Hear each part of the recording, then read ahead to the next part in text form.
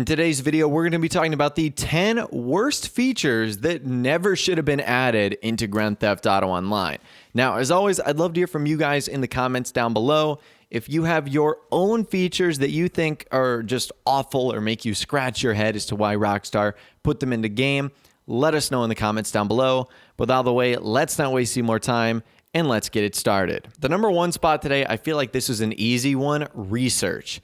This is by far and away the worst feature of the gun running update. In case you guys don't know, I think it's 50 items that Rockstar made you do research for in order to unlock them. Now, in order to unlock these items, you had to set your staff in your bunker to research, which means you couldn't make money by manufacturing goods, or if you did, you would do both at a time, which is inconvenient. You then had to wait for a time to go by, I think it was 2.5 hours in game, in order to unlock that item. And in some cases, you still had to buy the item that you just unlocked, like the ballistic vest, or putting a better weapon on the oppressor. Like, even though you waited the 2 hours, you still then had to buy it once it was available for the item or the vehicle, which is so upsetting. And what's frustrating is this was just basically a cash grab for Rockstar because they put like a fast track option on the research that would allow you to pay like $200,000, $250,000 in order to completely speed up the process, but you'd still have to buy it to put it on your vehicle or weapon too. So at the end of the day, research is just absolutely horrible. It is by far one of the worst features in Grand Theft Auto Online and definitely was one of the worst features of the gun running update. And I am so glad that since then, they have not done any more research. I hope Rockstar learned their lesson because I can't tell you one person that genuinely likes the research feature in the game. It's just not good at all. At the number 2 spot today, marked for death. So I don't know how many of you guys know this feature, but if you're a part of a motorcycle club and you want to leave, there's no way to just leave. You have to quit the group, which gets you marked for death. Now, not only is this incredibly stupid because you can leave on good terms, but also number 2, when you're in the marked for death mode, you can't do anything else. You can't interact with your business. You can't modify your other members. It's the biggest pain ever. And a lot of times you will be separated from the member that decided to leave. And if you're separated, you have no way to kill them, which means you have to wait for this dumb timer to go down before the marked for death thing is over.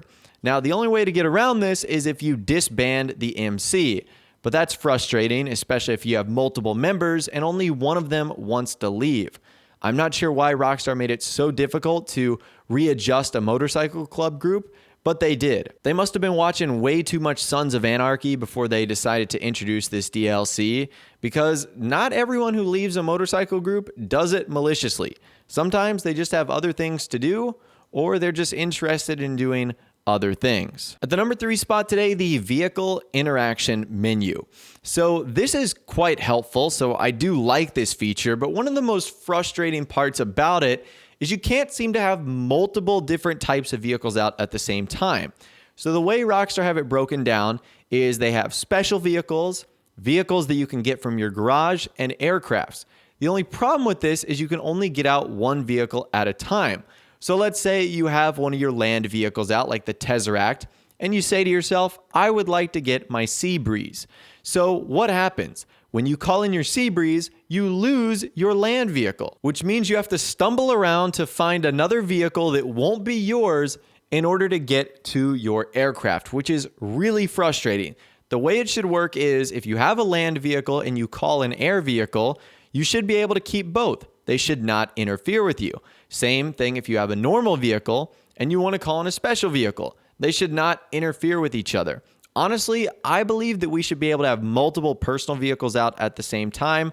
I don't know why Rockstar are so keen on limiting us to one. There's a lot of different options and abilities you can do with multiple of those vehicles, like getting ones for friends or using another one for challenges or business deliveries. So Rockstar's logic with that is really screwed up. I don't understand it, and it's very frustrating. The number 4 spot today, this one was an easy one for me, the Orbital Cannon. The Orbital Cannon is one of the worst features that Rockstar's ever added because it is the ultimate griefing tool. And Rockstar did their best to prevent this by having a price tag of, $750,000 and $500,000 to use it. But there's a lot of glitches associated with the Orbital Cannon that allow you to bypass this. A ton of people have modded accounts where they don't care about, $500,000, and it allows people to do really malicious things to people in free mode. I personally believe that anyone doing anything related to a business should be off limits to the Orbital Cannon, because nothing is more frustrating when you're, doing your hard work to deliver business stuff and make money, and you get blown up out of the sky with no warning or anything like that. It's just really frustrating. I think the Orbital Cannon does not belong in Grand Theft Auto Online. I don't know why Rockstar was so keen on adding this, but I think it's one of the worst features that they've ever added in the game. I mean, I can't tell you how many times I've been hit by the Orbital Cannon. At this point, it's almost comical, but at the same rate, it's frustrating if you're doing something specific, like related to a business. The number 5 spot today, business raids. So your biker business and your bunker business can get raided, and nothing is more frustrating than that, because basically what Rockstar is telling you is we are punishing you for doing business stuff. The way the raids work is once you get a certain amount of product in your business, then they happen. So basically Rockstar is saying the harder you work, the more chance we're going to do something to screw you over. And the business raids, at least they're a little bit better than the Orbital Cannon, because you can choose to deal with the raids and then nothing will ever happen. But the raids will override anything else you've got going on in the session. Once the raid happens, you have to attend to it, or you're going to have your business shut down and you're going to lose all your product. So it is only marginally better that it tells you it's happening. Obviously, the Orbital Cannon is a surprise, but it's still not all that great.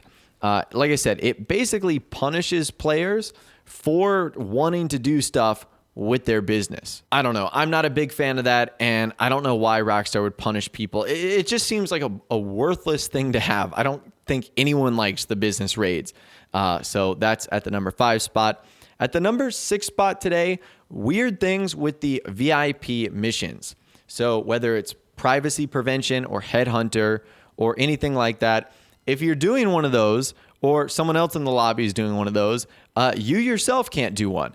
Now, I get the argument here is you could just do one in a private session, but if you're in a public session and you want to do one and someone else is doing one, you're just kind of out of luck. You either have to wait till they get done, or you have to jump ship to another session. Why can't more than one person be doing piracy prevention or headhunter?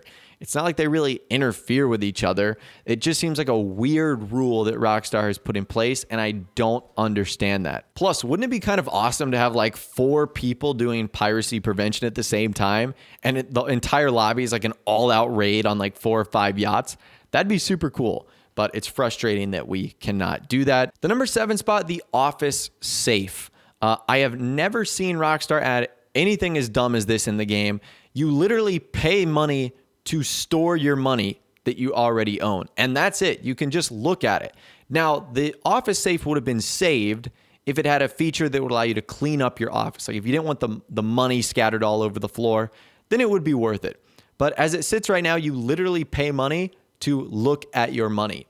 Now, at least Rockstar made it dynamic. Like it'll be full if you have more money, less full if you have less money, obviously. But at the end of the day, it is still one of the biggest wastes of all time you can do with the CEO office. And if you're trying to save money, adding a safe that shows off your money is not the smart thing to do. The number 8 spot today, having to buy things more than once at the LSC and when upgrading vehicles. So this is one of the most frustrating things ever. So let's say you have an aircraft, for example, and the aircraft has different options for the guns. It might have a machine gun, it might have a 50 cal, it might have a chain gun. So let's say you upgrade to one of those options and then you take it out, you enjoy it, but you say, hey, I want to switch to the other one. Okay, you switch to it, you find out it's not that great and you want to go back. It's going to charge you again to go back, which is so dumb. Once you unlock something in the LSC or at Benny's for that vehicle, it should be free to revert back to it. Instead, Rockstar make you pay again, which doesn't make sense at all. Like if you own the product, you own it. If you own the minigun on that vehicle, you own it. No matter what change you make, you should be able to go back to it for free. And this is incredibly frustrating, especially with the weapons, because those things are expensive, like multiple hundreds of thousands of dollars to put them on your vehicle. And it really does make it kind of dumb when you don't really have the option to switch without losing out on a ton of cash, because that's the way Rockstar have it in their system. The number 9 spot today, Lester's vehicle collections. So Lester has some great features like Cops Turn Blind Eye, Remove Wanted Level. He also has some pretty terrible ones like finding vehicles for you. Not only is this dumb because you can find the vehicles on your own, but also number 2, you get wanted stars for getting these vehicles. Like Lester seeks them out for you, but if you take them, you get wanted stars. That's dumb in my opinion. I feel like that should never be the case.